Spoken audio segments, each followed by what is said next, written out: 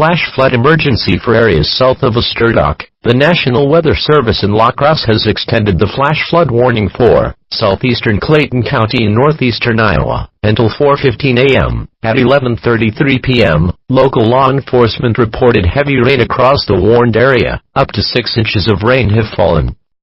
Flash flooding is already occurring. This is a flash flood emergency for residents along the Little Turkey River and Mill Creek south of Osterdock, where local law enforcement are evacuating homes taking on water. This is a particularly dangerous situation. Seek higher ground now. Additional rainfall amounts of 1 to 3 inches are possible in the warned area, resulting in additional flash flooding across much of southeast Clayton County. Some locations that will experience flooding include Guttenberg, Cassville, North Buena Vista, Garber, Osterdock, Elkport, and Millville. Move to higher ground now. This is an extremely dangerous and life-threatening situation. Do not attempt to travel unless you are fleeing an area subject to flooding or under an evacuation order. Move to higher ground now. Act quickly to protect your life.